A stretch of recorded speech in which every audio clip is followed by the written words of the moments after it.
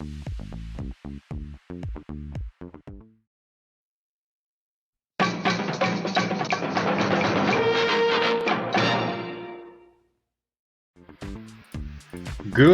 evening, everybody, and welcome to the Random Encounter Guild. My name is Brandon, and thank you so much for joining us here tonight. We have a special treat for you, and oh baby, am I excited.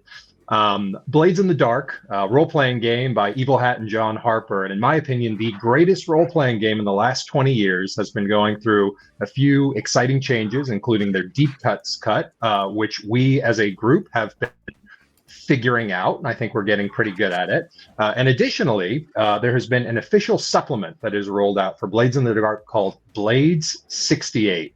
Blades 68 takes the 1840s style steampunk ghost nightmare apocalypse world of Duskfall and fast forwards it about 120 years into the swinging 960s or so. And so take away the smoke towers and put in the airships, take away the electroplasm and bring on the neon. We are on an age of reason and science and discovery and spies and satellites and sex and martinis.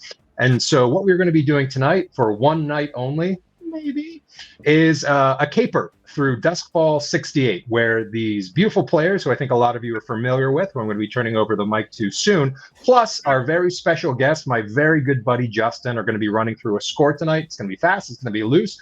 It is a 315-page supplement. I've read some of it. So my apologies to the game makers. If you're looking at this, we are doing our best. So that's me. I'm Brandon. I'm going to be doing the GM tonight. I'm going to pass it over first to Other Scott. How about you tell us a little bit about yourself, and we'll save character introductions until a little later. Okay. I'm Scott. I'm a member of the Random Encounters Guild here, and I joined to learn Blades in the Dark and have been having fun with campaign with that. So I'm looking forward to moving it up into the modern era. Awesome. Scott, thank you very much. And let's pass it over to the OG himself, Guildmaster Scott. Thanks for being here tonight. Thank you. I'm Guildmaster Scott. I run things over here at the Random Encounters Guild, and I talk too much. So let's go ahead. And no introductions needed if you are a member of the Random Encounter Guild or if you've seen any of the streams before. Rockstar and A-lister herself, Jenna. Yes, hello, that is me. I'm Jenna. I'm also the one that told Scott before the show that he does very long introductions, so I hurt his feelings. I am usually our DM, and I am really excited to be a player tonight because I get to cause all the chaos. Yes, I am swimming in very big shoes, and I'll do my best to keep us at like a 5. A 5 would be pretty good. And of course, our special guest tonight, and my good friend, Justin. Hi, Justin. Hi. I'm excited to join you guys for tonight. I'll admit I don't have a ton of Blades experience, but thank you for having me as a newbie. Neither do we. I'm calling it now. He's going to be a ringer. Yeah. MVP. All right. So that's it. We are limited in time. We've got about an hour and 45 minutes to turn the world on fire. So I think we're ready to get started. Players, are you ready to get started? Yes, absolutely. Oh, I'm always ready. Let's rock and roll. Guildmaster Scott. Could you cue up a little bit of music for the audience at home? You got it. All right. So, players, welcome to Blades 68. Once, a shattered world dreamed of reaching the stars. Then came the Unity Wars. Today, Duskfall is a city of neons and secrets, satellites and spies. The bubble hums, keeping out the ghosts of the past. But inside, grifters, gangsters, and revolutionaries fight for a future they might never see.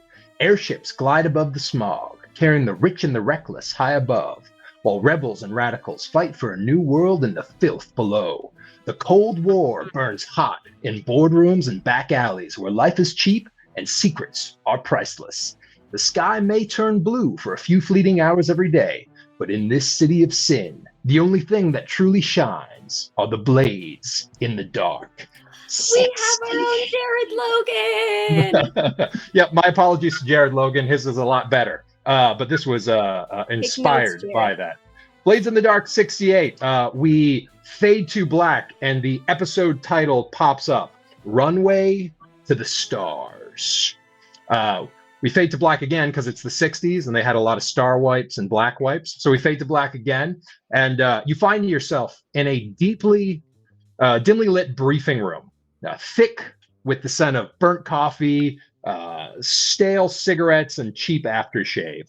Through the smoky haze, a man leans back in his chair. His feet are kicked up on his desk, cigarette between his fingers. The other hand holds a receiver of a rotary phone. He's twirling the cord lazily. You know the man sitting there as Zipper. Zipper is your Imperium government contact. As a reminder, Duskball is in the Imperium. On the other end of the line, some paper pusher sweating through his suit. He's nervous. He's trying to sound in control, but he's fooling no one. You know the type. A bureaucrat with just enough authority to be scared of losing it. The voice crackles through the line. It's anxious and uncertain. The bureaucrat says, "Are you sure they can pull this off?" Zipper says, "Of course they can. They're the best of the best." The bureaucrat says, "The best? I've never even heard of them." Zipper takes a long drag from his cigarette. "That's what makes them the best." He hangs up the phone and he exhales a long drag of smoke. The camera follows the smoke to the door and it opens. Other Scott, your character enters. We freeze frame on their face and there's a splash of color behind them, and their name, their playbook, and their code name types out underneath them. And a little scene plays telling us about them. What is their name, their playbook, their code name? And let's get into that scene. Oh, muted.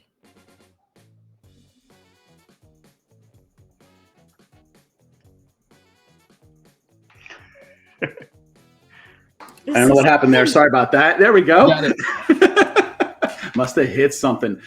Kent Pritchard flashes up on the screen, veteran, codenamed Dicer. And it flashes to a scene actually with Brain walking through a kitchen. Looks possibly like a hotel kitchen, something like that, with a full staff. 4 people are in there working the kitchen heartily. He walks through, nodding approvingly, and he walks out the kitchen doors, and it pauses as if he hears something, but the music's playing, so you don't know what he hears. And he turns, pauses, and goes back through the door. And as he goes back through the door, a knife hits the door frame right next to his head. And the camera pans over to see Dicer standing there. One of the guys is unconscious over the grill. He's holding the second one down with his face on the grill. Don't know where the third guy went, but Brain just looks at him and and Dicer gives him this shrug like, sorry. And the third guy stands up behind the counter, and Dicer just whips a pan at him and knocks him out. Yeah, and we fade in, and Dicer, you take your seat at the table, and the camera slowly pans back over. Justin, your character enters. We freeze frame as they strike, I assume, an intellectual pose. What is the name that pops up? What's their playbook? And what is their code name? And what's the scene we see of them? Sure. All right. So the name is Gerhard Wagner. He is the intellectual playbook and codename Brain. And so this is not setting a montage background. This is an active montage of the moment. Okay. Active montage of the moment. So all that action just occurred from the other player. He immediately is seized up from the action. He immediately looks down, and he has this large prosthetic leg that he's like, you have to be careful around the electronics. He reaches down and he starts just wrenching it out. And you see as he's tightening screws and things of the like, it almost looks like some bugs might spill out. Despite his very fastidious look in a long white trench coat and thick glasses, not all is as it appears. Cool. So Brain, our intellectual, sits down amongst the table, and at that very moment, Guildmaster Scott, your character walks in? What is their name, their playbook, their code name? And what's the scene that you cooked up for us this evening? His name is Phil Stanley. His code name, his alias is Owl. He is a radical. He and his scene, we see a dingy apartment or a warehouse, or maybe it's both. There's a guitar laying, propped up against the wall. There's a small table with light, a desk light. And as we come up to it, you see hands, and there's timers and fuses and bricks of what you would assume to be explosives. And he's just quickly moving and putting things together. And there's a phone ringing, and he's ignoring it. And he's got long blonde hair hanging down in his face, and he keeps pushing it back and blowing it out of his face.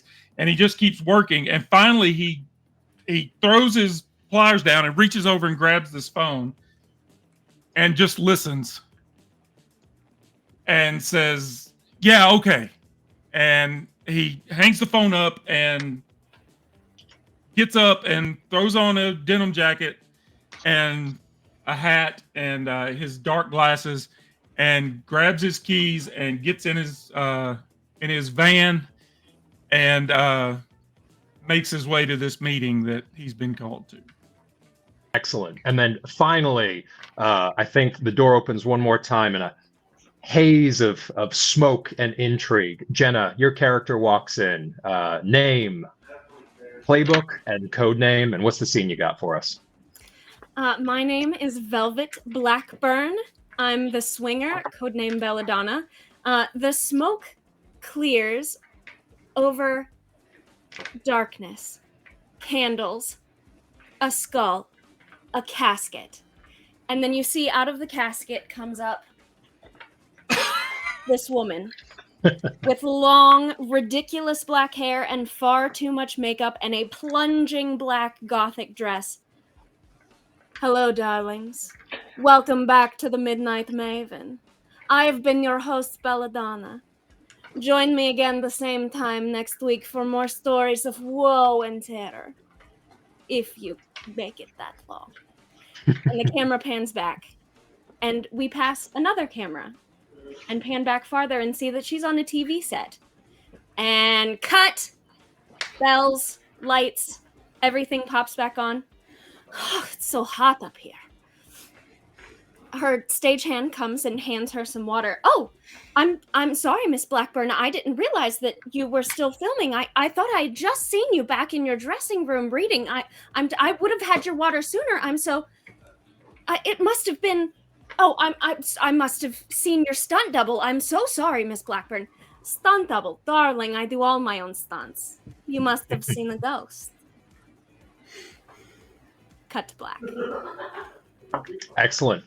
So our four players are sitting around a table, and your handler for this mission, who is an agent of the Imperium, a real proper man in black, gives you your dossier for this mission. I am dropping this in the chat right now, and then Guildmaster Scott, if you wouldn't mind putting it up in the background as well, for the folks who are going to be watching this as well.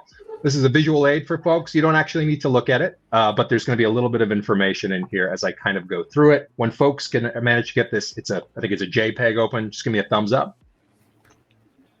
Thumbs up all around. All right. So Zipper turns to you, and he says, "Oh, do you need a minute, Scott?"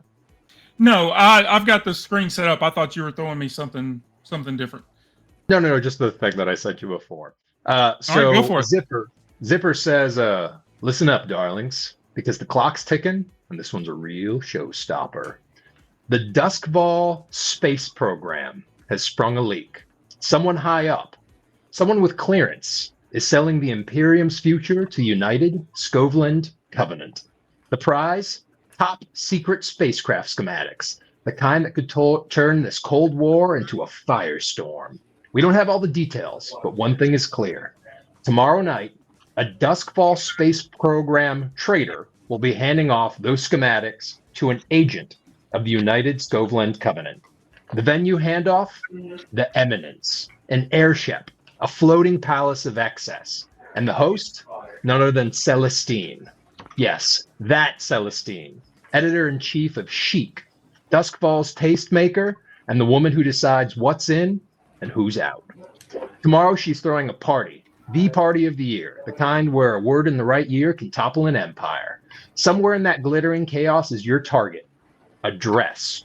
But not just any dress, the dress, a one-of-a-kind masterpiece. Stitched directly into the silk and the diamonds are these stolen spacecraft schematics. Hidden in plain sight and set to glide down a runway at the party before slipping off into the wrong hands. And the guest list? Pure dynamite. Ministers, magnates, rock stars, A-listers, hell. Even a few United Scoveland Covenant diplomats. The whole world will be watching. Key players that you need to keep an eye out in this drama.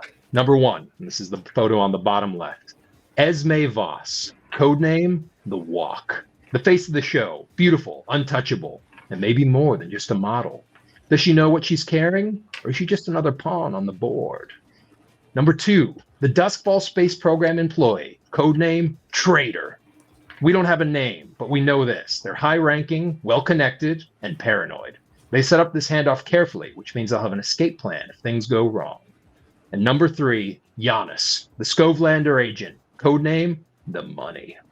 Our buyer, not much is known about them except they never leave loose ends. If you let them slip away with the dress, don't expect a second chance.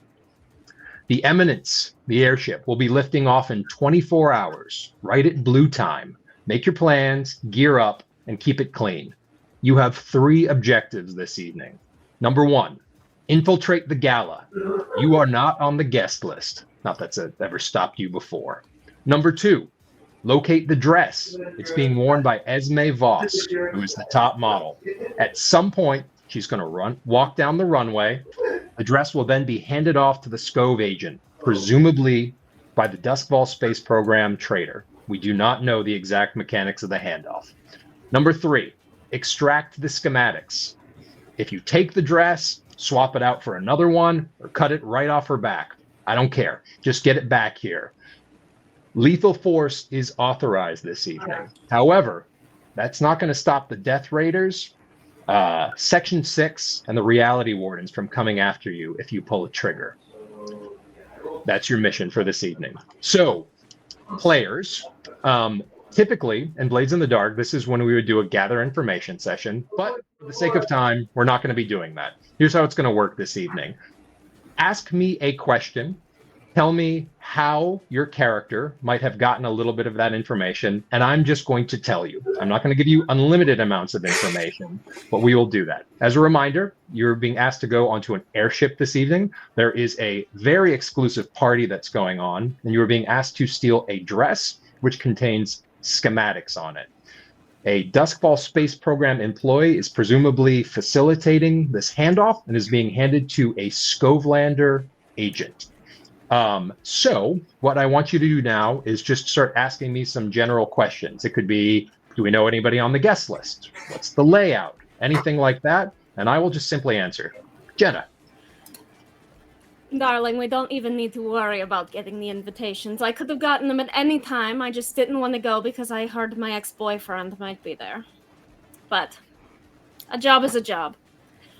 My friend, the socialite Unabel, always has these sort of connections. I can get us invites anyway. That's not a problem. What I need to know is the events for the evening. Is this a fashion show, a dinner, both? Yes. So for the sake of time, what we're going to have tonight is guests will arrive. There'll be a little bit of mingling time. There's going to be a big fashion show where the dress will be paraded down the runway. After that fashion show ends, that's kind of where the party is just going to kind of break off into its own thing. There'll be dancing, there'll be drinking, there'll be carousing. And at some point, that dress is going to disappear in that timeline. But the primary draw is the fashion show. Everybody will be there at that time. That's all I need to know. One thing you need to know, this is my Scoveland accent. Anybody who played with me before when I was playing in Blades in the Dark this is what Scovelanders sound like. So I'm like canonically telling you that I speak Scove right now by having this accent. So that feels like it will come up. Justin, what was your question? Is the dress the finale? Yes, the dress will be the finale of the runway show. It will be the big showstopper at the end. It is made out of a material that no one's ever seen before. I think you have a photo of it right now, and it is the premiere of the outfit. If we were to replace it ahead of time, would have to be something similarly different. That's our question. That is a thought. Keep it in mind. Yes. So we've seen the dress before. That was my question. Yes. Okay. So we can. The dossier that you have right now is what your players have. You have a photo of it. You have a low-res image of Giannis. You know what Esme Voss looks like. We do not know who the Dustball Space Program trader is, but we know that they work for GASA, if that's what we're going to call it. Yes, and we have some reconnaissance photos of the Eminence as well. Seems to me the easiest time to take the dress would be before they put it on. Mm-hmm. I agree. Well, Only that's if getting you're into not particularly skilled at getting women to take them off. and that's planning, which we're going to do in just a moment. Do we have any more questions? Guest list, layout, security, anything else that you think might be useful for you to know? You're muted, Scott. Can't hear you. Collateral damage. If this airship was to blow up. Yeah, the Imperium government is primarily concerned with the dress. Secondary casualties would not be smiled upon, especially if there was significant civilian and/or military death in the Duskball vicinity. But that is priority number 2. The dress is number 1.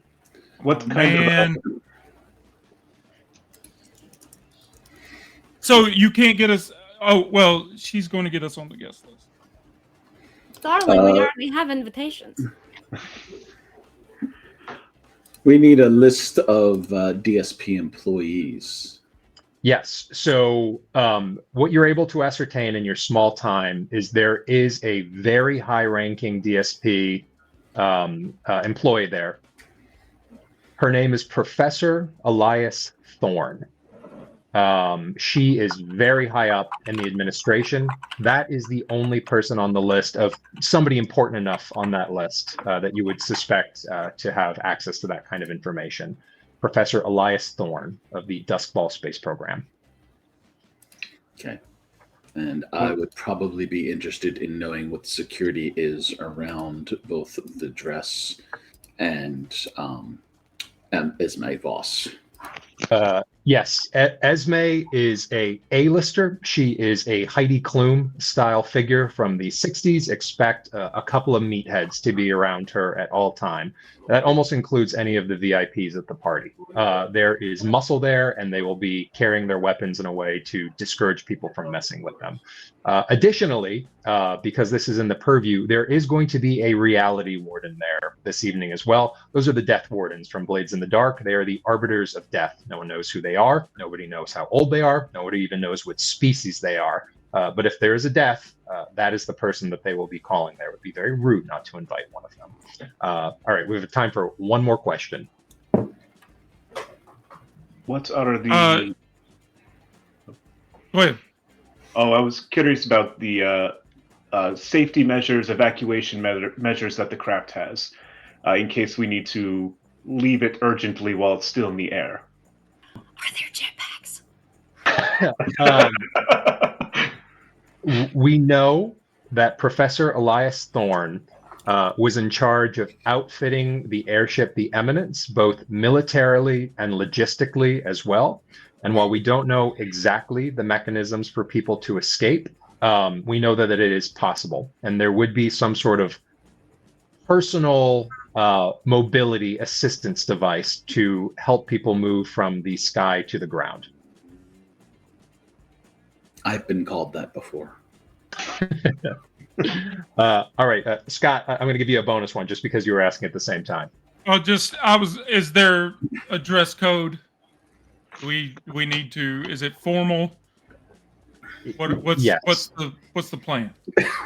Yes, absolutely. If you are not in something spectacular, you are going to be noticed. Think Met Gala. All right. We good for gathering information? Players asking out of character. You have a good idea of what you're going to be wrapping your head around tonight and what you're trying to accomplish? Okay. So we are going to be... vibes.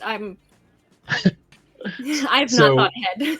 I'm fully behind Brain's plan of let's get the dress beforehand and she can walk. Okay, cool. Well, then let's move. Let's move directly into the plan then. So I am going to need to know the plan and the detail. As a reminder, the plan is going to be the generic sort of mechanism that you're going to be going with today. And let's start with that. So we can be doing an assault, which is a straight out attack, deception, some sort of misdirection or disguise, stealth, breaking and entering, paranormal, if you would like to summon some horrific abomination, social, what is the social connection, speed, which is just get and go, getting real fast and furious in there, and we'll keep it to that tonight. So that's the first thing that you need to choose is effectively the plan or the approach that you want to do. Assault, deception, stealth, paranormal, social, or speed. May I float the deception of using Belladonna's Hollywood resources to duplicate the dress and replace it? Deception works for me. It sounded like Brain has a very similar accent to Belladonna's. Are you also Scovelander? That works for me. Okay. Well, it's possible then we can pose as part of the embassy then if you have two Scovlanders on board who can speak the language, walk the walk, and talk the talk, then deceiving may be the model, maybe find out who this mole is could be easy. A lot of the Cold War norms of mingling the US and the Soviets, aka the Imperium and the Scovs, are looked away at events with such prestige. Sort of those customs and annoying government rules are put away in terms of affluence and influence. So a couple of Scovs walking around might be seen as sort of an exotic sort of thing, but not necessarily. Darling, I always look exotic. But it is not illegal for you to be there. And in fact, there will be other diplomats as well. So deception. Okay. So that is the plan. I need the detail for how you are getting into this party as well. And that is where we are going to start things. So what is it going to be? Are you going to walk right up to the front door? Are you going to slip in with the delegation party? Are you going to be using a contact who's another A-lister? What's the mechanism that you're going to be using for the detail? I was going to try and get at least some of us actual invitations from my friend, the socialite. If some of you guys want to slip in as more like stagehands, so we're not all together from the get-go, that's also fine. But that was at least myself. I'm going as me. Of course I was invited, darling. So I want to be seen with a real invitation. Legit. Whatever y'all do, that's that. If you dress Dicer up, he's still going to look like muscle in a suit. So he's probably okay. Well, then you're my you or yeah.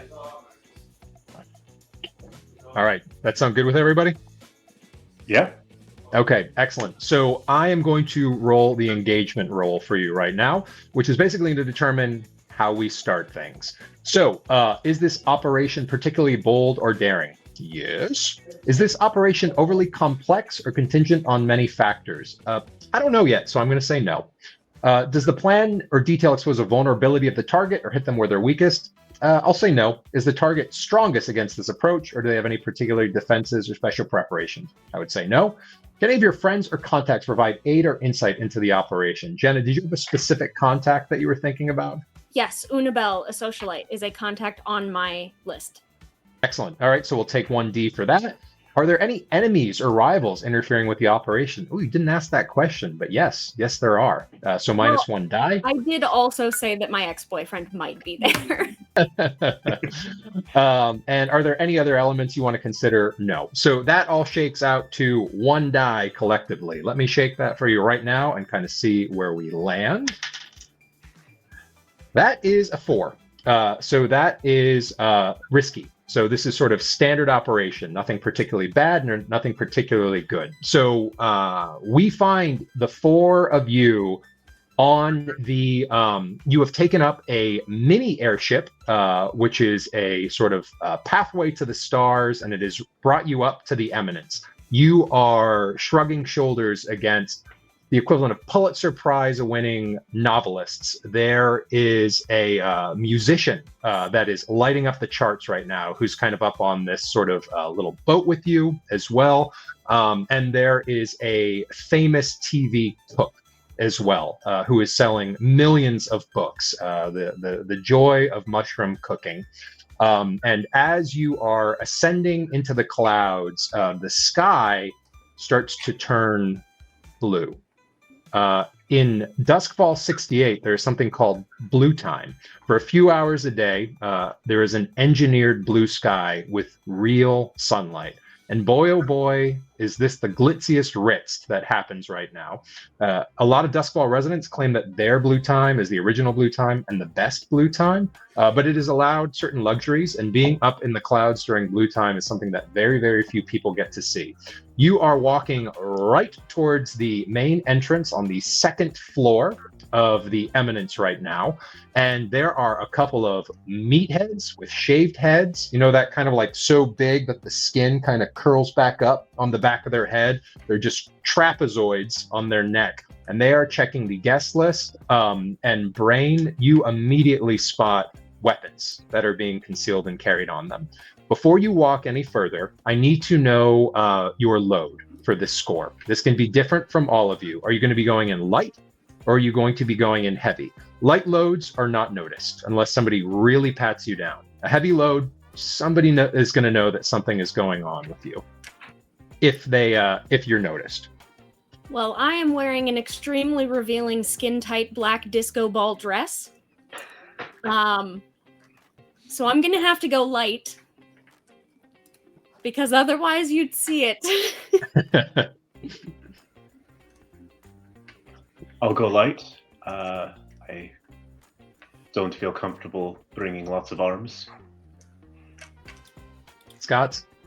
If I can get away with loud, if I see other, besides these 2 bodyguards, if I see other bodyguards going in loud, then I'll be going in loud as well. People are generally pretty light. You will be noticed if you're wearing a loud loadout with this approach. You can do it, but you'll be noticed. No, I can still go. I'll go light, but I have the ability to. I have besides these walking arsenal. I have walking arsenal, so I get additional 2 to my light load. So sweet. I was gonna say, besides the trapezoidal guys, are there any other bodyguards visible, and what kind of loadout do they have? Yeah, there's some other bodyguards that are accompanying some of the people that are with you right now, and they're in suits and ties right now. Brain, you have the eye for it. You can tell they're packing, but it's discreet. Nobody's wearing a backpack. Nobody has a grappling hook gun. Nobody has jet boots on or anything like that. So it's pretty light. So everybody going in with light loadout? Yeah. Okay. Literally 3, one of the items on 2, my... 1. Yeah, light. Excellent. Okay, so But the 3 items I'm carrying are loud. Okay, well, you don't have to pick your items yet. We can pick them as we go. So Rodvis and Spivis, the 2 beefy boys right there, immediately take a look at Belladonna. She has the look of somebody who belongs here. But these are pros. And one of them sort of looks you up and down and just says, "No, no bull, no mucking around." And he just say, "Ticket, please." Oh, of course, darling. And she pulls it out of her dress there. One of the items that I always have on my thing is an invitation to the party. It's literally on my character sheet. So Yep. And I take it from her and stand in front of him and hand it to him, staring him in the eye. Speevis kind of squints at it. You get the impression that reading's not one of his preferred habits. And he's looking at it and looking over, and Rodvis pushes him over and says, that's Belladonna. We were just watching her on the televisions last night. I goes, "Oh my God, it is you." He says, "Shut up, be a professional, be a professional." He says, "And these are your friends, I assume?" yes, I always have to have, well, I bring my company with me, you see. Of course. And there's a pretty famous Rag Sculla player in front of you, which is sort of Duskball, sort of soccer, basketball, ship battling. And Rodvis sort of pushes him as an aside. He says, "Make way for the lady, the master of horror in the black curdling." And you're in. Thank you. I hold out my hand, which has extremely long, shiny black nails, for not Barney to take it and escort me inside. I'm sorry. I'm not going to remember. What is... Are you Owl? Yes. No, I'm Dicer. Dicer. Dicer. Okay. It's okay. I'm going to try. All right, so you are on the second floor of the Eminence. This is the party floor. In the middle of the airship deck is a massive runway that's coming up, and there's some stagehands up there that are getting things started. Circling around it are bartenders and waitstaff, and there are drinks, and there are powders, and there are tinticures, and the music is bombing. And it is a little bit of starstruck, I think, even for you very professional people. Who's in the zoo is up here right now. And it is loud and it is chaotic, and the party is really starting to get started right now. Just kind of taking a look at the runway that hasn't quite kicked off right now, but you can tell probably in the next 10 minutes the runway show is going to be getting started. But you're in, and nobody really seems to be paying any attention to you right now. I gracefully grab a drink off a passing waiter's, All right, darling, here's the deal. I don't believe that they're going to let any of you backstage very easily, but I have a very good shot of being able to go back there before this thing actually starts. So if I were you, I would start trying to find out who our mole is, and I am going to go be a mole myself. Yes, as a reminder, you did have a lead. There is a Duskball Space Program employee here. Yes. There's a very good chance they're on the same floor that you are right now. Elias Thorne. I was just thinking, they look at these guys and they go, there's no reason for them to be backstage at a fashion show. And it's going to be hard for them to fit in, but it would probably be easier for me to sneak back there. So if you guys focus on the trader, I can try and focus on finding the dress before things start. Is what I was thinking, but... Do we need to pass you the substitute dress and perhaps a pair of scissors? Well, I won't need the scissors, but yes, the substitute dress would be helpful, thank you. The substitute dress certainly doesn't exist yet, but I think that we're going to be figuring out how it does at some point. I want a flashback for the dress. I want a flashback for a jetpack. I want a flashback. Yeah, we can do that now. We can do that a little later. Whatever you guys feel like. I don't need it at this exact second. When we get to it, I'll have my flashback, and some errand boy will bring it for me when I need it. Okay, excellent. What, I'm just going to walk around holding things? What, am I a waitress? Yeah, so presumably, I'm going to say, for the sake of time, that the group breaks up, and crew who's still sort of there, who's not actively looking around, you studied the dossiers. You see Professor Elias Thorne. She is by herself, and she looks pretty uncomfortable. But you have clocked her in the audience, and she is not actively communicating with anybody else right now. There she is, boys. I will also say, Owl, you recognize another woman you think. You're not 100% sure, but it looks like Silk.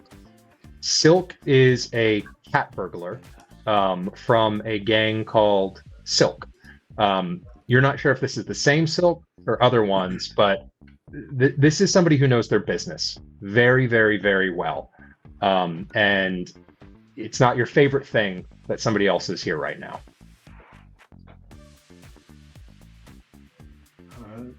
The item here of greatest worth is likely the dress. Yes? Let's maybe Yeah, follow that's the her. only reason we're here. I don't see any reason to. I can't blow this thing up. Let's just get the dress and get off of it. What's the point of being here? I'm wearing a tie. Boys. All right, so then we're going to say, let's continue this scene. So there's sort of two parties in front of you. You know that there might be a rival who's here, and there's also one of the people that you gathered information about as well. Obviously, you can do whatever you want, but these are two probable courses for you.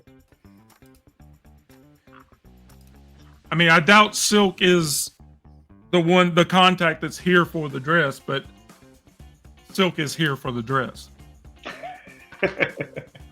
She could be here for the hors d'oeuvres. You don't know. She's probably here for both. She may not be the one here, or that's the dress is supposed to go to, but she may be Yes, here. that's what I'm saying. She's not the one that is assigned to come get it, but she's here to get it. All Just right, like we what's are. next? What's the next play? You should keep an eye on her. Go talk to her. Go talk to her. Brain and I can handle the thorn. Okay, cool. Would you like to communicate with Dr. Elias Thorne? Brain? Yeah, so Sure. Yeah. So Brain, The intellectual. Dr. Elias Thorne is sitting there on a guardrail, looking out over Duskball City, sort of a little outside of the main body of the party. She's alone, and she is drinking. She's leaned over the rail. She is Tycherosi, which means that she comes from the land of Tycheros, and she has sort of pulsing blue lines that are going through her major arterial veins with sort of silver light moving through them. The people of Tycheros just have demon blood in them. And she, with her silver, and she's wearing a silver dress, she's stunning. And she is there by herself. Brandon, if possible, Dicer is just hanging back. If he can keep both of Al and Brain in sight, that's what he's doing. He grabs a drink off a tray and is just kind of hanging back and watching where he's needed. Mm-hmm. And this is the person that we expect is our contact for this evening. This is somebody who works for the Possibly Duskball the traitor. Space Program, who is very high ranking. This is the only high ranking person that you know on the Eminence. And so we know that somebody in the Duskball Space Program has something to do with this illegal handoff of schematics, and this is the only DSP agent that you're aware of at the party. So this is likely the traitor. Likely. Pleasure to make your acquaintance. And she looks around and she goes, I suppose so. Do you enjoy these galas often? I don't like being away from my lab, but sure, it's okay, I guess. Well, lab work sounds wonderful to me. I could go on for quite a while. Yeah, and she takes a look at your bizarre leg, and you can tell you've got her attention.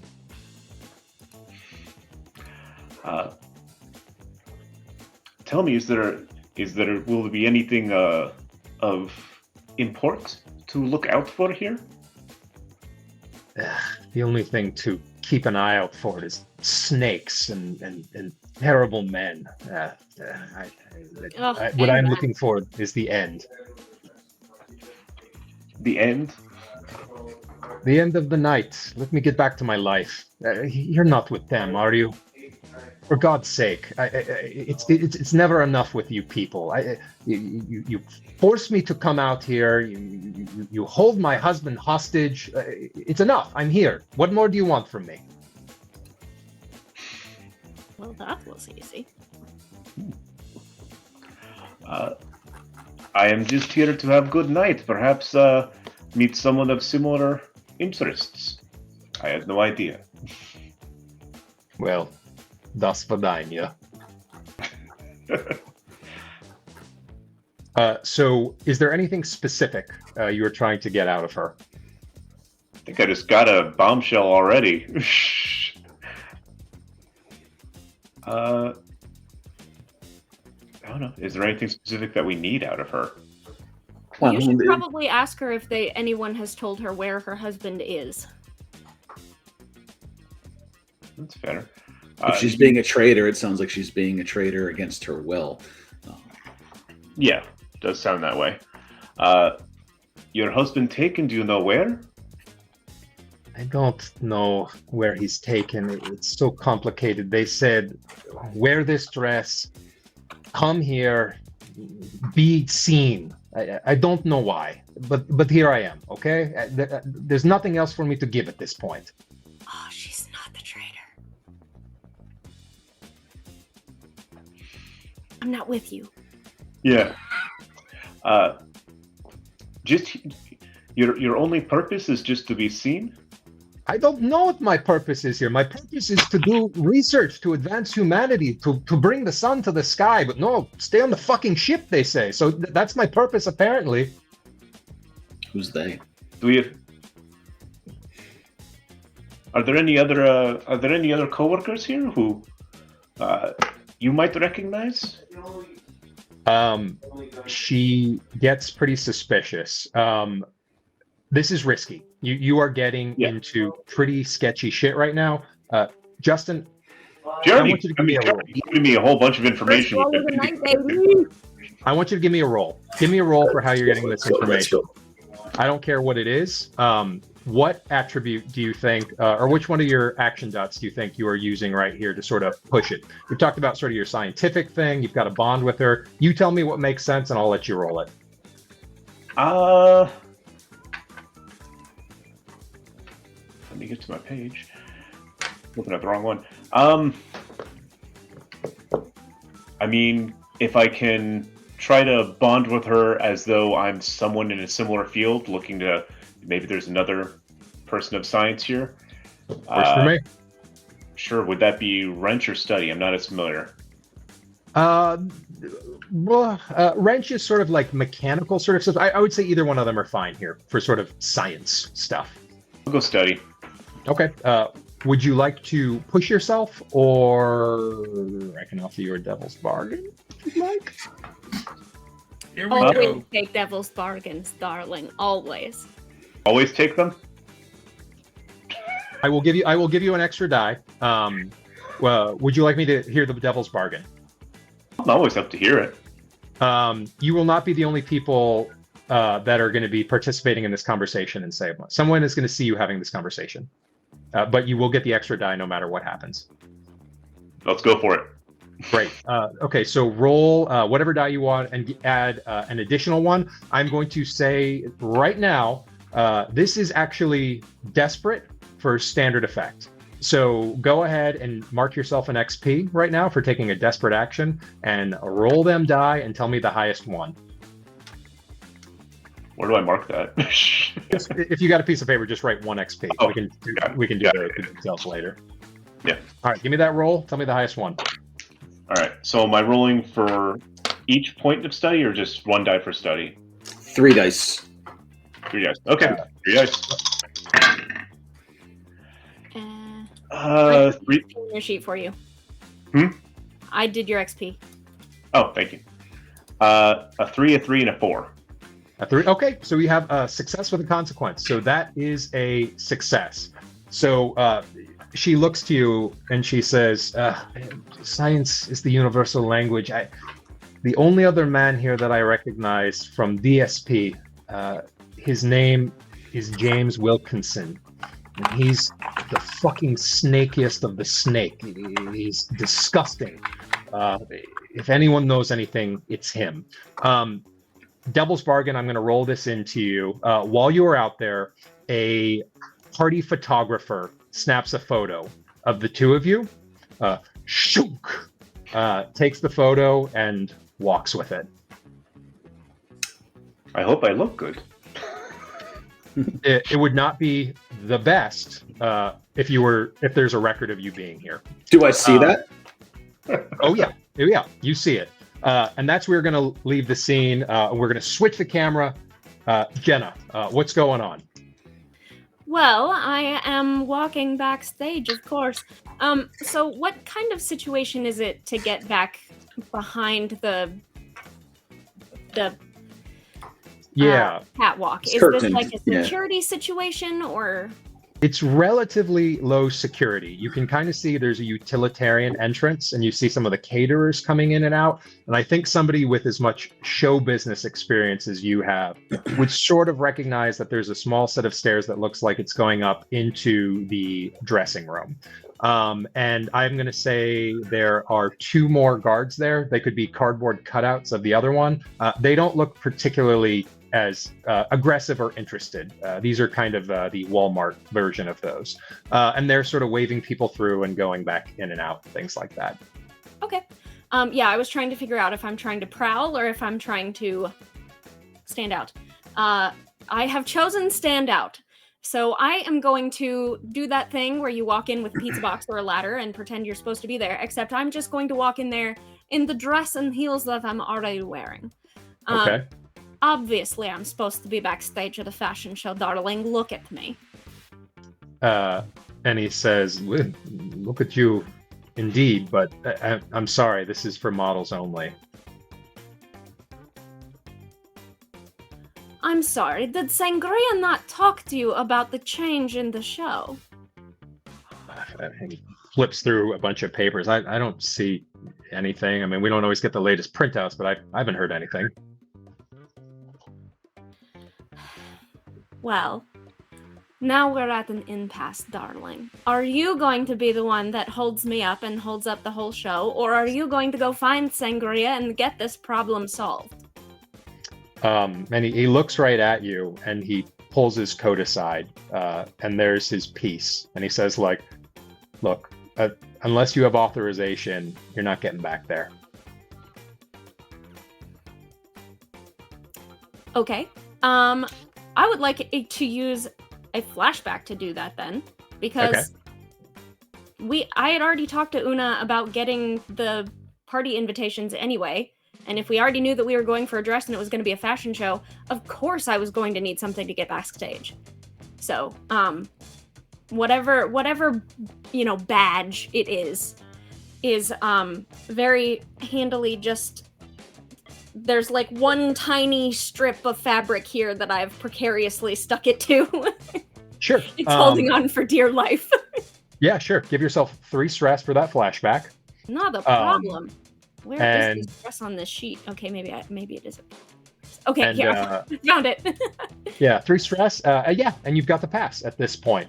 And he reaches for the gun and he sees it and he says, "Oh, you can never be too careful. Right up this way, miss."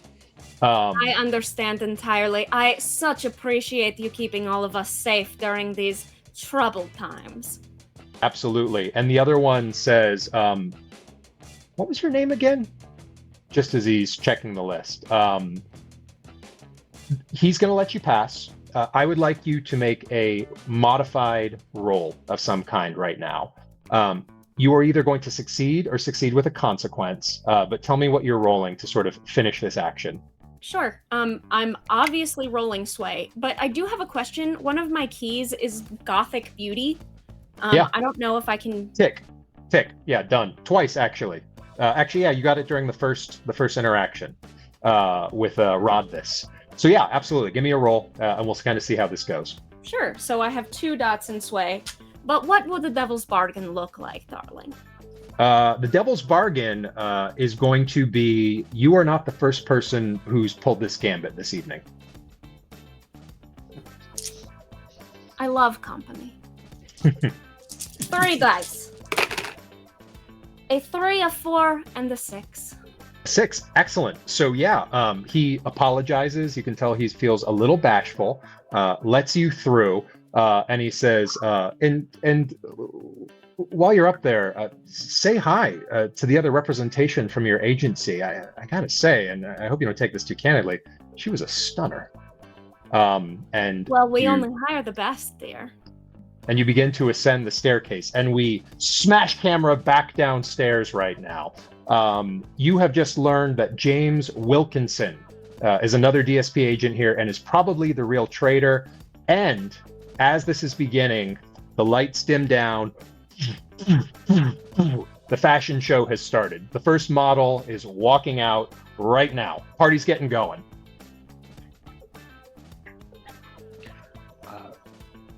Do we know, did she point out James Wilkinson to us? She described him. He has a ratty little mustache and a suit that is so expensive that it goes from graceful to tacky. I would say that you can spend time looking for him. If you want to quickly find this person, I'm going to need a roll for you to do this. Okay. I'll also share the information with my associates. What kind of roll am I making? Scott, you're muted right now. You can roll whatever you want. I'm going to say that this person has a little Sputnik-style pin on their lapel. Yeah, I'm going to work, since I'm already working the room, I'll continue to work the room and start looking for this individual. I can roll. What is Silk doing? Silk's not there anymore. Well, I was watching her.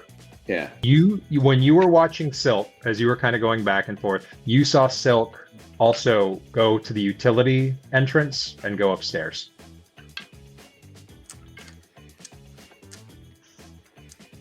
That's the same direction Belladonna went, correct? Belladonna went, yeah. Okay. Do we have little, 60s earpieces now? Yes. I do. Yeah.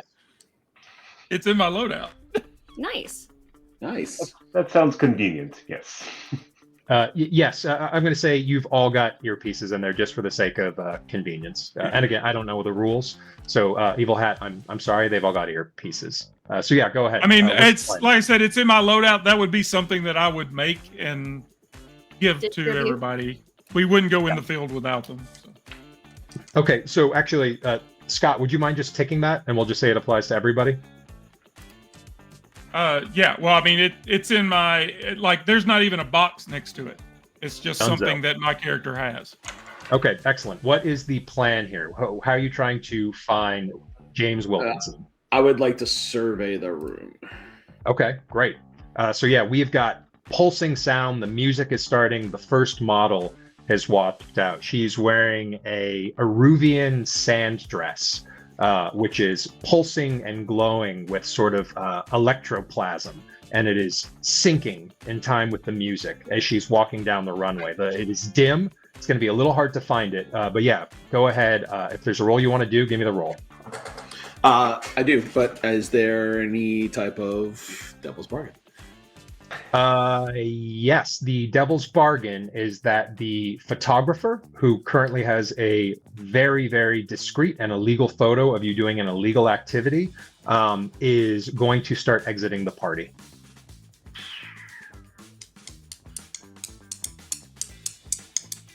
Well, that sounds like a job for our demolitions expert, now doesn't it? Hate Devil's Bargains. Al, you're gonna take care of that. You're gonna take care of that. Al's gonna take care of that. Okay, I will take the Devil's Bargain. Awesome. Okay, add an extra die. I am going to say that this is another desperate roll. You don't have as much time as you think that it does. This is desperate for standard effect. I will say We could get this down to risky if you would like to trade in that extra die for effect as well. So 3 die, and we'll keep this desperate, and I'm going to slam you with a consequence. Or we could bring it down to risky, and if you fail, the consequence is not going to be as bad. Bring the consequences. All right. So 3 dice. 1, 2, 5. 5. Okay, that is a success. Consequence. Consequence. Excellent. You identify. You see James. He is not hard to pick out. You're actually kind of astonished you didn't find this person before. They're gross. You can just kind of tell from looking at it. They do not stand out like the other people here. As that's happening, though, I'm going to say Owl. Or actually, no. I'm actually going to say the veteran here. You feel the airship moving. Just a little bit. That's the consequence. Okay. You're not stationary right now. We weren't flying to begin with. It was you were hovering. You can feel motion, a little bit of acceleration that's happening right now. Yeah. But yeah, Wilkinson is right in front of you. All right. What's he doing? He is obnoxiously taking credit for discovering the Troitsky rocket equation, which is the formula that you use to calculate the difference between wet mass and dry mass for delta V. That was an Aruvian discovery. That was not an imperial one. And he is trying to do it to impress a woman who looks like she's about 3 more sentences away from jumping off the side of the airship. Okay.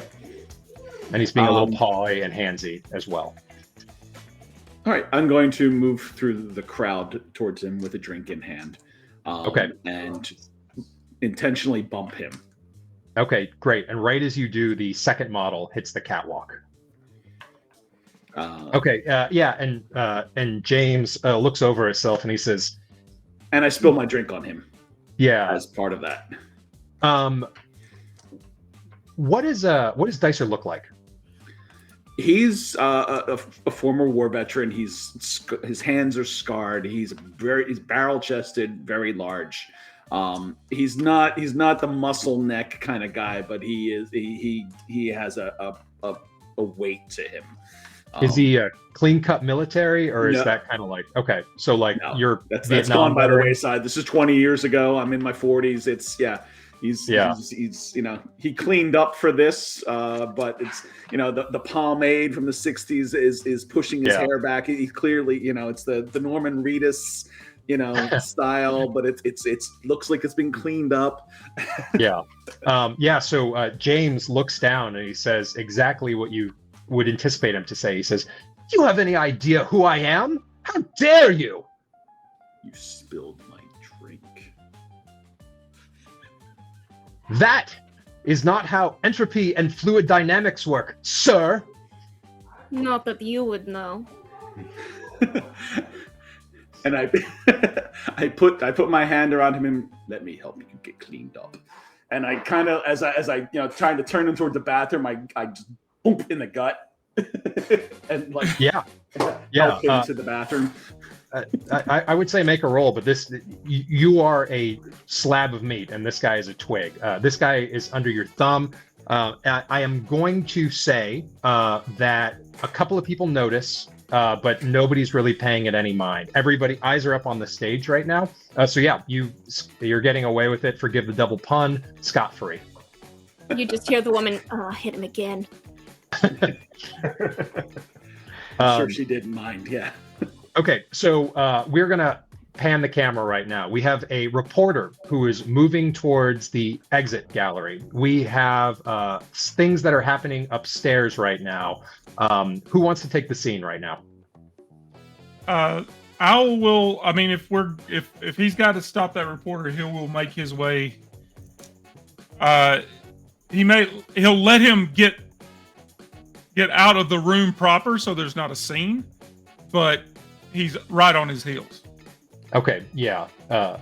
This is a reporter. Their name is Penny.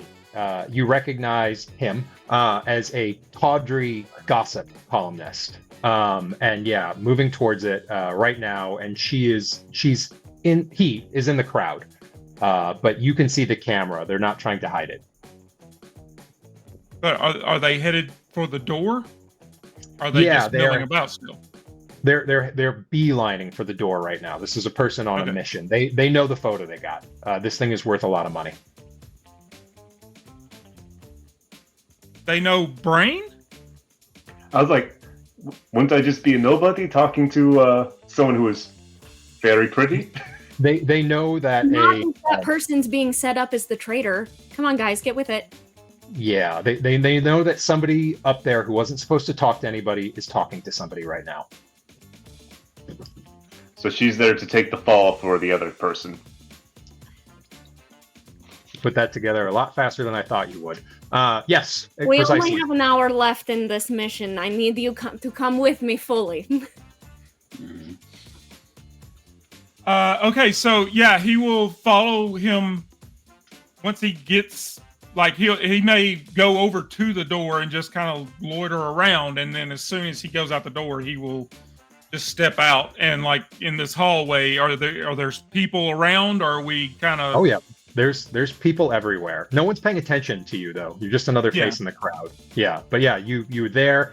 I'm gonna say you've got maybe 20 seconds until they get back to a place where it's going to be very, very challenging for you to make any kind of action without people really noticing right now. Yeah, well, once he's in the hallway, he will like Al will reach up and put a hand on his shoulder and say, "Excuse me, sir." And the photographer Penny turns around and says, "Yes, can I help you?" And he reaches into his suit jacket, and one of the things in my loadout is documents. Mm-hmm. He's going to procure a blue coat badge. Okay. And, sir, I saw you take a photograph of a certain individual, and that is a man that we are very interested in, and I need that film to prove that we've got him here in this location. And Penny rolls his eyes and he just says, "What's it going to cost? I've already paid off the sergeant. I paid off the captain. Okay, you get your little cut too. What's it going to cost?" The film from that camera. Film's not going anywhere. I don't know who you're talking about paying off, and I don't want your money. I want the film out of that camera. Come on. You're not leaving here with it. We don't have to play these games. Look, I know what you all get paid, okay? Like, I get paid that much for a single scoop. Like, what's it going to take? And you can tell this guy's never dealt with an honest cop in their life. Is the camera still hanging around his neck? Carrying it. Carrying it? Yeah.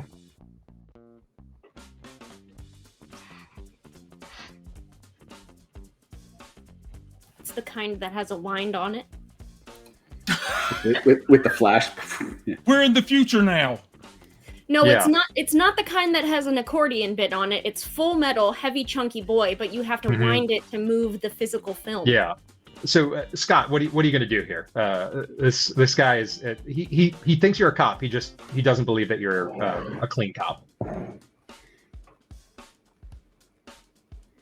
He is going to shake his head and put the badge away and say, "Okay, sir, you're coming with me," and grab his arm, the arm that's holding the camera. Okay. And start walking him not in the direction he was going, but somewhere else. Like he is going to start screaming his First Amendment rights unless you do something. I'm going to take my badge back out and say, "Ladies and gentlemen, this man is broken. I'm Blue Coat. We're here protecting. I've got a suspect in hand. Please ignore him. We'll be out of your way as soon as possible." And just start leading him away. Okay. And as soon as we're in a private corner, Are you gonna kill them? Okay. If I get a chance, if I'm not seen, if I can do it, yeah, I'm gonna do it. Okay, awesome. I'm not going to make you roll for that. This guy's a pushover. So you bring them into a discreet closet. You get your hands on that. You do the dirty deed. And when that happens, the hair on the back of your neck starts to tingle. The death radio has begun to play. And I'm going to say, Brain, while you were in the crowd, you notice sort of everybody's kind of pulsing and moving to the music, and you see one figure just stop and just turn and move their head, and they're just wearing this silver inlaid mask with these ceremonial robes. And from a sort of an auditory, almost in the movie sense, we hear the music and it pulses down to nothing, and you hear them go. And yes, the Death Warden, the Reality Warden has been alerted. However, the camera obstruction is gone. This is not a instantaneous sort of thing, but this is happening right now. So there is a Reality Warden in play. The third model of the runway starts to walk up. Jenna, you are inside of sort of the sanctum right now. What are you doing? Absolutely. Well, I think we all know what I'm trying to find in here, so I'm going straight back to where the models are, and I'm going to find the one that is going to be wearing the dress. Well, I don't know how many models happen to be on this particular set, but I assume they're probably still getting her into makeup and hair, yada, yada, yada. Yeah. Everything smells like hairspray. I do want to keep my eye out for whoever else from my agency is here, of course. Yeah, so you clock her right away. You see Esme Voss. She is wearing the dress. It is spectacular. And they are just sort of finishing up her nails right now and just the last little bits of blush. She's going to be 2 more models to go, and she's going to be the big finale right now. As you're looking around, you don't see your competition. Perfect. I'm going to walk up to her as if we're friends. Oh, darling, so good to see you. You look amazing. Look at you. Look what they've done. Oh, you're going to sparkle. And I'm going to go up and do the, like, thing, right? Yeah, she instinctually does it back. Right, of course. I think we probably don't know each other, but same circles sort of deal. Yeah. And she's an AA lister. Yeah. For modeling, which is not mine. Anyway, the point is, when I go in to do the kiss thing, I'm going to say in Skovlin that, darling, it's a trap. You must take the dress off immediately. And she looks at you and she says, I need, no, let's see. No, I must go now. It is my time to walk. I am the walk. This is what I'm born for, my baby darling. Yes, you must, and you will, and it will be great, but trust me. And I pull out the second dress in a black, garment bag, right? Like the person doing her nails doesn't know what's going on.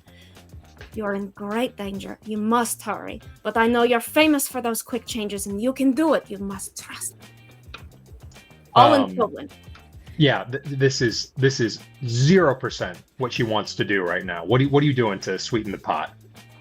0% what she wants to do. I'm also going to say that I'm going to say you have the means and the modes to produce a reasonable facsimile. To stress for doing that. But yeah, what are we doing to convince Esme here? I am going to also pull out documents that I have in my loadout, but the documents that I pull out are actually like photographs and schematics that are kind of prove that the dress she's wearing when she goes to turn on the catwalk under those specific lights will electrocute her and fry her to death, and that's like the main so I'm trying to tell her like this dress is dangerous, it's a trap, like they're using you for the they are using you. Oh, yeah, I've got my dice right here. I love it. What are you doing? What do we got here? On the dress or a threat to her. Yeah, and I will say Yeah. that the dress is sort of actively like Tron lighting as it's kind of going through right now. Right. And yeah, okay. So give me a roll. What do we got? Well, this to me feels like it would be sway anyway because I'm fully lying. I am completely lying. Yeah. But even if it wasn't, I have a special ability to make it sway anyway. So I think that is what I think that's what we're gonna do here. I only have 2 dice in sway, and that doesn't. This feels like kind of a big, like, moment. Like this is the thing that I specifically am trying to accomplish, and I don't have any help right now. So if I can push myself, and what would a devil's bargain look like, and how does one of my keys is always a production. Like what stops can I pull out because this is where I want to pull them. You can 100% apply that extra die for stress. I will also give you a devil's bargain. This deal isn't as straightforward as you think it is. I'm asking a woman to take her clothes off before she's supposed to be on stage. Of course, it's not straightforward. Okay.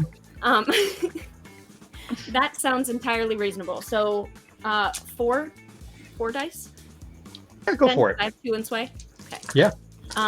And remind me, because we got it mixed up in the regular game, so now I don't remember. Ooh, okay. The highest is a 5. Okay. Okay. Yeah. Excellent.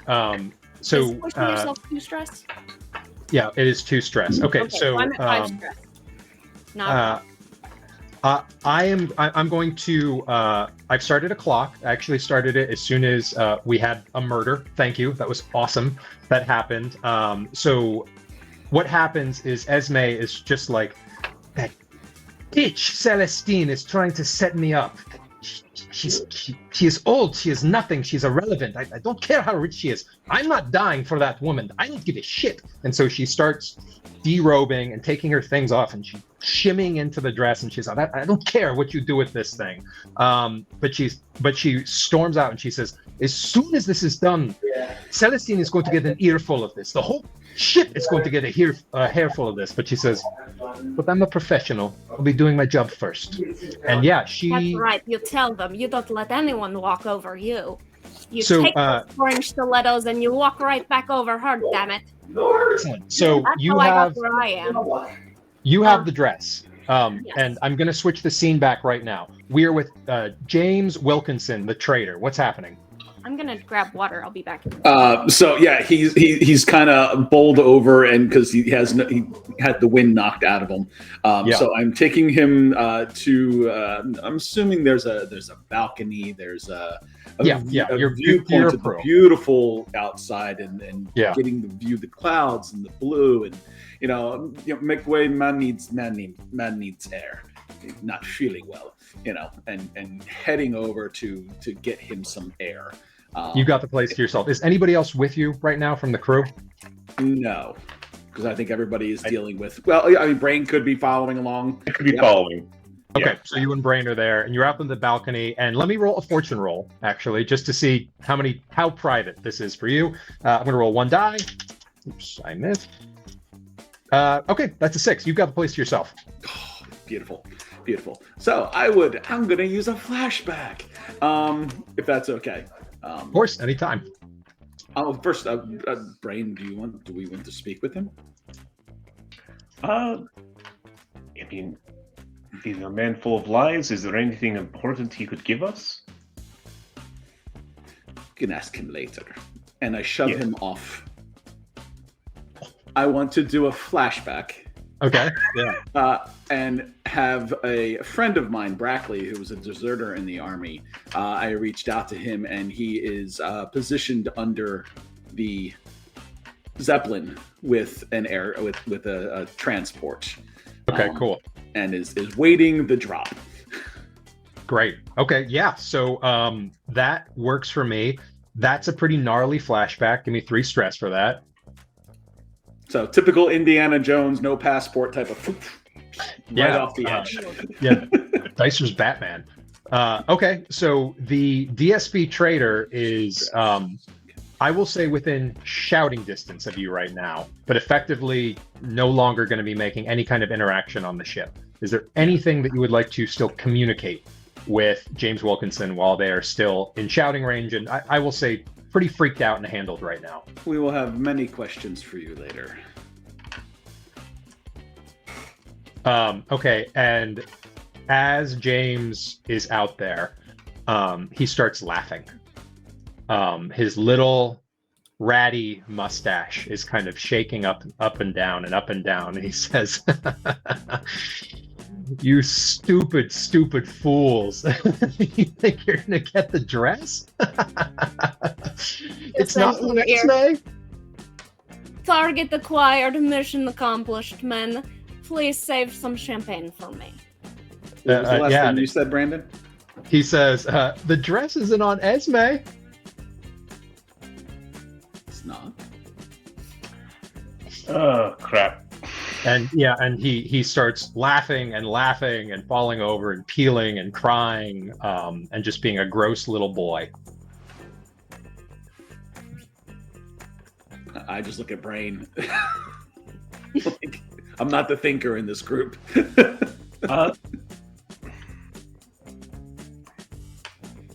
What are the odds that I have sodium barbital on me? I have a friend who's a doctor. What? Do you have truth serum on your loadout? No. It's more. Is it something I would even think to bring? Yeah, absolutely. Yeah. To a sabotage spy mission? I mean... Yeah. Brain, if you would like to have brought truth serum with you, that is totally fine. Normally I would make you roll a crafting roll, but ain't got time for that right now. 3 stress. I can assist him, but he has a friend who's an innovative doctor on his character sheet. So yeah. And okay, so this is here again. This is Al's business. okay, so yeah, I'm a chemist, we'll say. I will say, Justin, you can have that, and you can have actually applied the truth serum at any point in this evening while you were interacting with this person, before or after the push. Yeah, let's put it in before. And I mean, is he only spilling this information after the push, though? That's the question. Yes, and apparently because of the truth serum. So yeah. he's still within viewing. He's below us. Yeah, I would say you have time for a question or two right now, before this person's kind of starts going on a trip to a faraway place. Who has it right now? It's being moved to Giannis as we speak. By who? It is being moved by Celestine, of course. The dressmaker, the tastemaker. She has the dress. Okay. Have we seen Celestine tonight? You have not seen Celestine all night. And the last thing that he says is, "It's on the roof. The handoff's on the roof." Have to get up to the roof. Okay. Okay. Sharing information as well through comms. Yeah. The last thing while we're out here, you said I had felt the ship moving. Yes. Look around, what's going on? You can tell this thing is it's actively flying, and it's moving outside of the bubble right now. And you're a veteran. I will say you're a veteran of the Unity War. Yes. This thing's pointed to Scoveland right now. That's not good. I yell down to Barkley and say, "Wait for us. We're gonna need a ride back." Okay. Yes. And then as we smash cut back to Belladonna, who's just received this information, you're holding a fake. However, you are holding an unbelievably valuable fake. There are real gold, real diamonds, and real jewelry that is inlaid on this thing. However, this isn't the dress. This is a dress. I will also say that you have been given the impression that a handoff is going to be happening on the roof of the airship.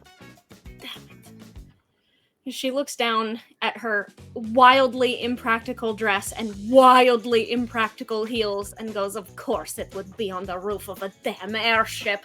And she starts going down the back. So the model Esme that I saw was like, after this, I'm gonna give Celestine. Yeah, Donna knows what it is. I don't remember. A piece of my mind. So that makes me think that, okay, she's been seen. She's here somewhere. Like, that's kind of confirmation, at least. So you got the impression in the conversation. We'll say that you kind of had this piece of information. Celestine is also heading towards the roof right now. Yeah, Esme thought she was gonna go take a smoke break up there. It's very dramatic up there. Mm-hmm. So it looks like Giannis and Celestine are heading towards the bridge right now, or the rooftop of the Zeppelin. Okay. No news on Silk. If they're coming to the rooftop from they were kind of guests at the party side, I'm coming from we're gonna end up pincering up towards the top, because there's no way you're leaving me back here with a fake dress, damn it. Although I am thinking this. So I'm going to say all 4 agents are converging. You're running through there, and we've got some... and you are running through there right now. You bash through one of the utility doors. There's a long hallway. You see a door closing at the end of the hallway. You see Celestine, and she has a briefcase that she's carrying, and it would just be about the right size for it. There are 3 armed guards that are in front of the door, and they take a look at you, and they immediately all draw their pistols, load it out, and they start to open fire. Silence shooter. Don't ask me where it's from, darling. Yeah.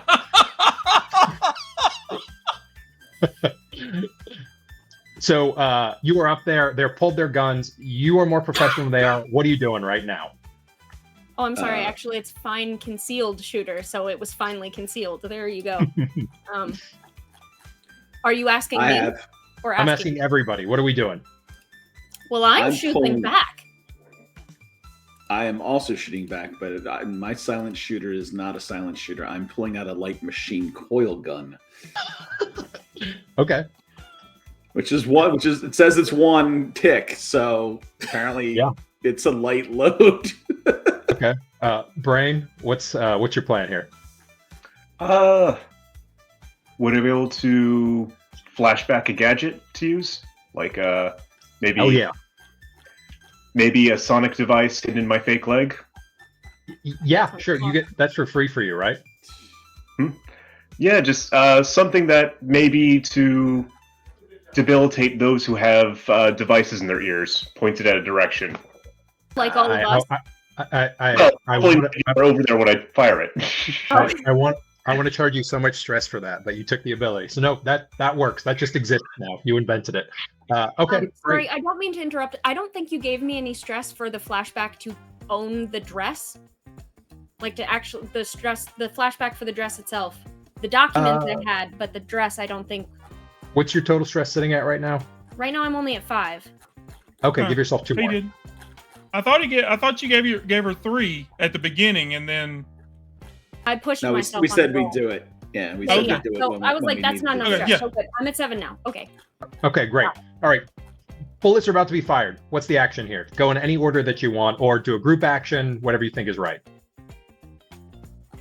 Sorry, are we on the roof, like outside with the sky kind of roof? Yeah, imagine there's the airship is like a big oval, right? You're at the way back of the oval, and you are in a like service hallway that there's a door that's going to open up onto the roof. So you are in sort of a tight, 25-foot long, 6-foot wide hallway, and they're shooting at you from the other side of the hallway. And on the other side of the door is Celestine, presumably Giannis, and the dress. Okay. I'll try to discombobulate them. This won't be fatal, but might throw them off a bit, and then when they open fire, maybe they'll be better targets. Okay, great. I'm going to say this is my area of expertise, and if everybody's shooting, it should be a group action, and I will take the stress of any bad rolls. Works for me. I'm just trying to make it easier on you. I do have one quick question. I was kind of thinking if they're laying down suppressing fire that I would maybe try and sneak up behind Celeste and like get to her from the other direction besides where the guns are firing. So I don't know if with group roll if all of us have to be a part of it for that to work, or can I not be part of that group? Or set up an assist somehow. You were coming from a different direction, so.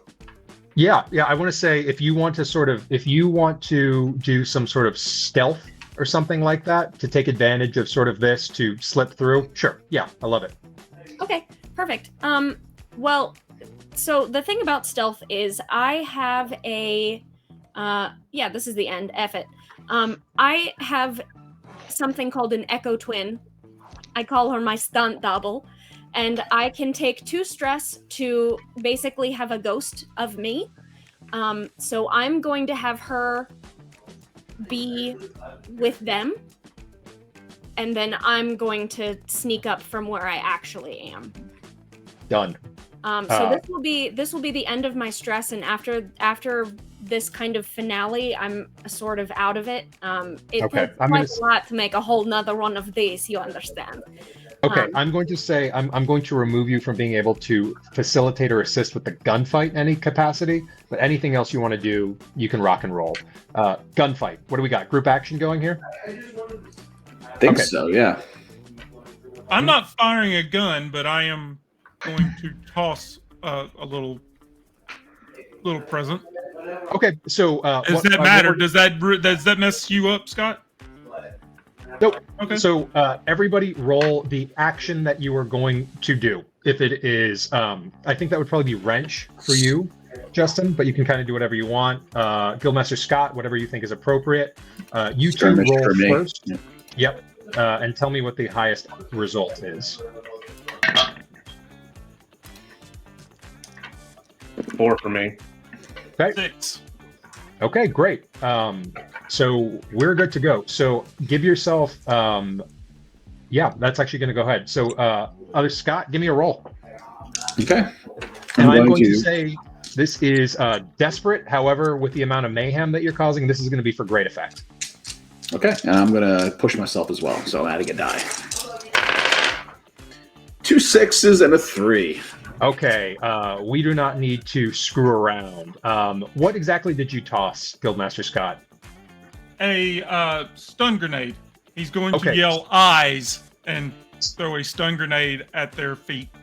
So I'm going to say the combination of the sonic leg cannon and the stun device simultaneously, we just see ears just kind of implode and blood spilling out of them simultaneously. The 3 thugs drop their guns, and just as that happens, we see Dicer just walk up, cool as ice, and just cook. I would normally say that the reality warnings would be alerted, but that's already happening. They're not going to get awarded more than once. So yes, they are completely gunned down, and I don't even get to hand out any harm, which I was pretty excited to do. This is dealt with efficiently. There is viscera all over the place. You have left a mess, but the hallway is open. Jenna, you're directly outside. I'm going to say you are pretty damn close to Celestine, and the other 3 of you are a 10-second run away from being able to catch up with her. Okay, so that being the case, I would like to my red bottom stilettos, of course, have blades. Obviously. So I would like to pull out 1 knife in each hand because I need the drama of it. From my sheet here, not a problem at all. And I am going to prowl up behind Celestine and well, I suppose I'll just start by trying to put a knife to her throat. I assume she probably has, like you said, a briefcase. Mm-hmm. Yeah, so I want that. Yeah, go ahead and make your roll. Okay. I only have 1 in prowl, and I have no stress left for anything. So if I want to make anything, it's got to be a devil's bargain. So what would a devil's bargain look like?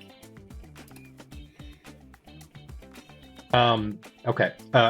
It's narrative. There's another twist. If you accept this devil's bargain, Which I'm going to. Okay. Yeah. Because excellent. I'm not Scott. I want a devil's bargain on every roll. Roll your die. All right. A 3 and a 6. A 3 and a 6. I don't know what that devil's bargain is, but it was worth it. Excellent. So you describe what you're doing with these stilettos. So I have one in each hand, and then I've got just razor sharp long nails. And I've got this come up behind her, I've got it up against her throat, and I whisper in her ear, "You think you could leave me with a fake and I wouldn't notice?" And I'm just gonna, with the other, no, I guess I only have 1 knife. With the other hand, take the briefcase away from her while she's like... Yeah, I'm going to say your devil's bargain clicks at that point, and what you put the knife against, you can feel that the dress is a steel collar. And Celestine dramatically whips around and holds the dress out and takes a Scove fighting stance. And I'm going to say, Dicer, you recognize this. This is a Scove army specialist. The only person here who has that much authority could be Giannis. Celestine is Giannis, and she has the case. But I'm going to say Belladonna, she's injured right now. And she says, "God damn it, you Imperial dogs. This could end the entire Cold War. What are you doing? Why are you working for these people? Just let me get back to my country and we can stop these unity wars forever." I am going to say in Scove, "That is not your decision, nor is it mine. Put the damn dress down." And she says... Or sorry, I missed the collar that she's wearing. She's not wearing the dress, right? She's got a black satchel and a briefcase. And Celestine says, "If you want it so bad, come and catch me." And she starts sprinting towards the edge of it, and she swan dives off the side of it and starts falling down in midair. "Oh no, whatever shall we do?" And she's just like looking back over at Dicer.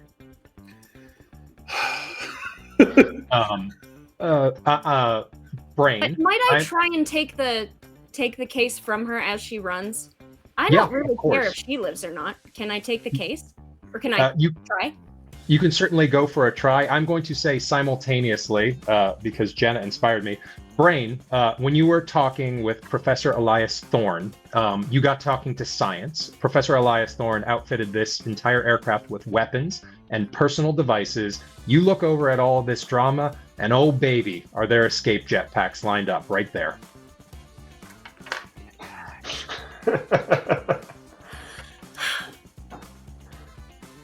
Well, I think it's time to put them on. I want the black one.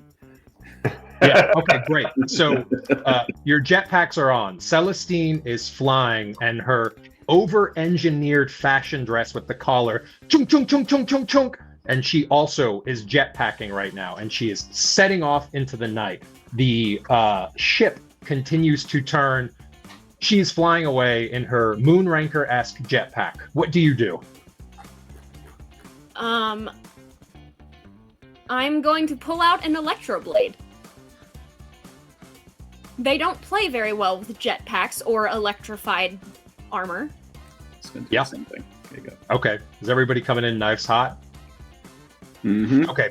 I'm going to say, as you are doing this, I'm so sorry for coming up with these dumb words. Blue sky ends. Blue shift is over. It is now dark.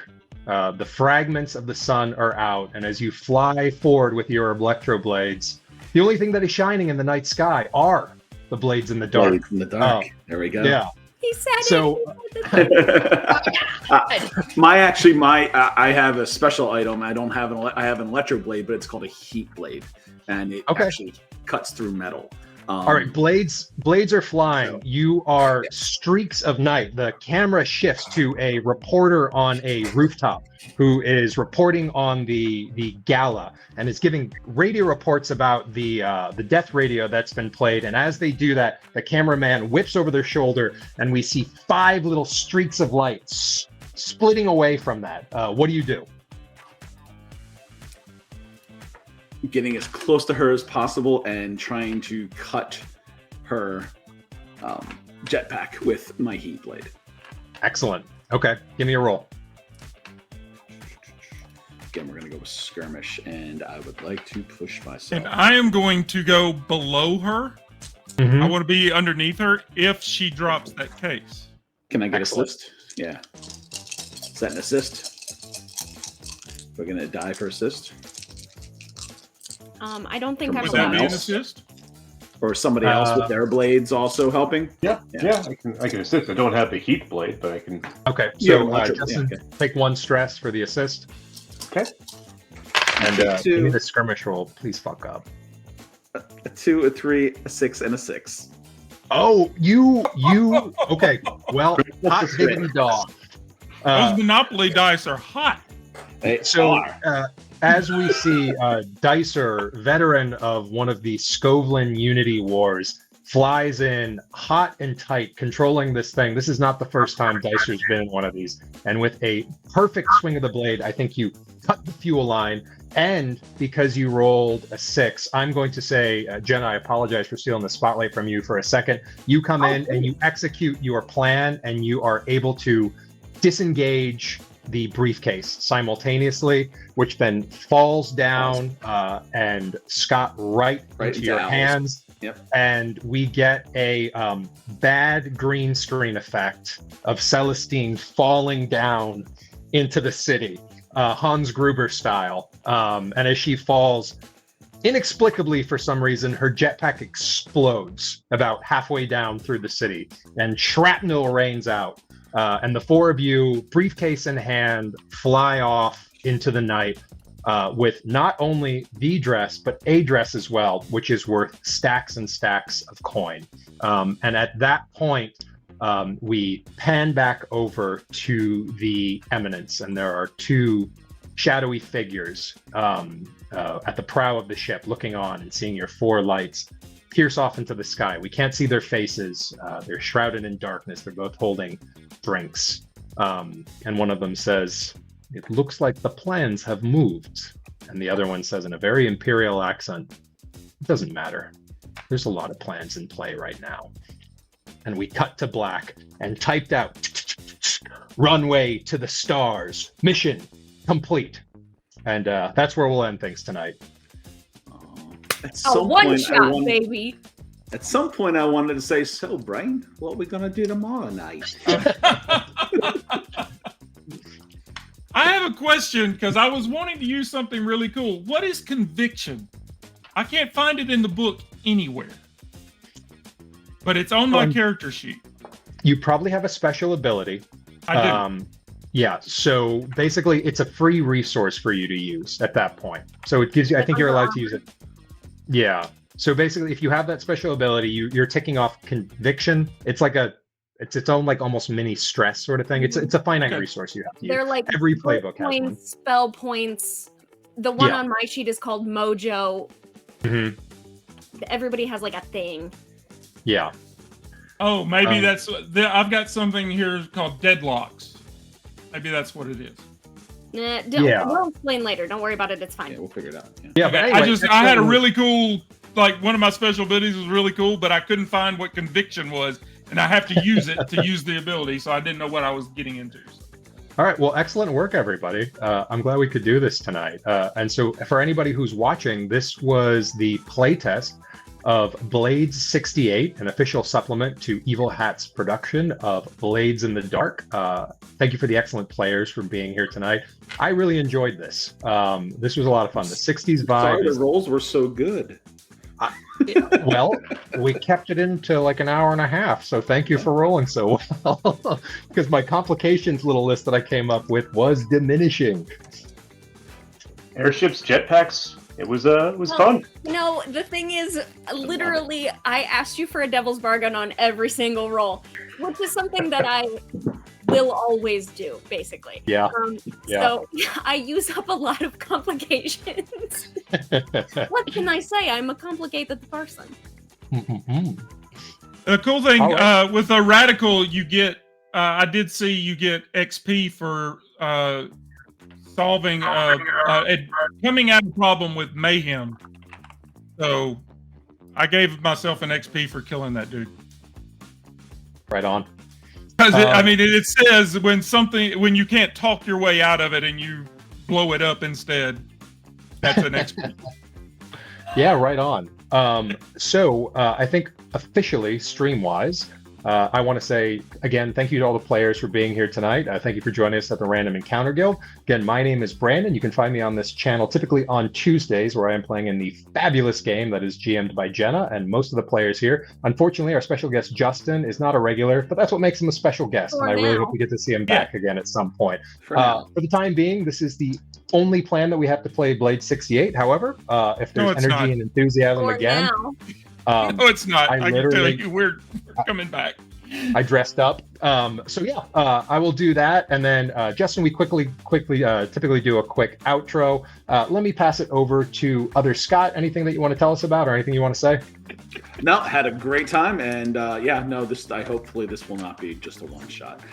Thoroughly enjoyed this much more than I thought I would. So excellent. I'm Scott, and I'll see you on Tuesdays at Random Encounters Guild.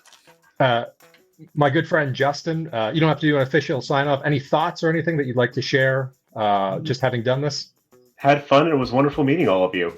A lot of creative minds, and it was fun to be part. Thanks, good buddy. Jenna, what do you got going on?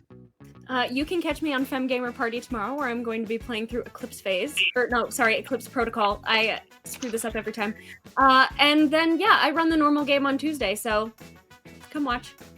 Brandon's a better DM than me, but you're not allowed to say that, or Rob will fall on your character. That is not true. I also had more than 3 minutes of prep time, which is what you usually get as well, which helped a little bit. It's a choice, but yeah. It's a lifestyle, is what it is. It's a lifestyle. I have a toddler. It helps. OG Scott, I'm going to pass it over to you.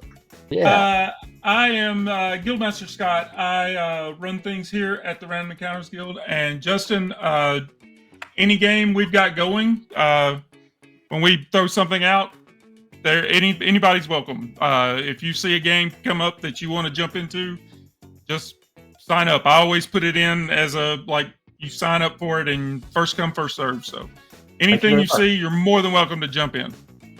And that goes for anybody that joins. If you're interested, I put a link to our Discord server. This will be up on YouTube tomorrow.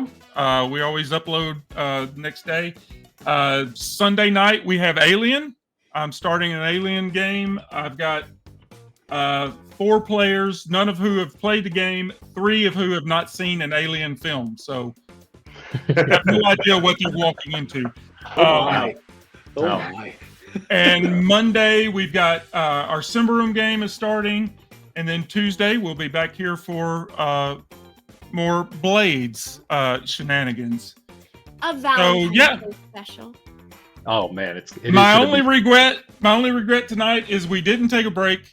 We were keeping it close and tight, trying to get through it, and we didn't take a break. And I did get to do my commercial be right back screen, but we're coming back, and I will use it next time. But yeah, I hope you enjoyed this, and as much as I did. And if you would like to see more of this, let us know. It doesn't matter what you want. We're gonna play it anyway. Yeah, well, but yeah, thank you Brandon for running this for us and bringing it. I mean, this was all your idea to begin with, so thank you for bringing this in, and great time. I don't think we're going to raid anybody. It doesn't look like anybody is is going right now that we usually raid. So we're just going to call it a night. So yeah, thank you for joining us, and we will see you Sunday night for Alien. Sounds good. Say good night, everybody. Good night, everybody. Good night, everybody.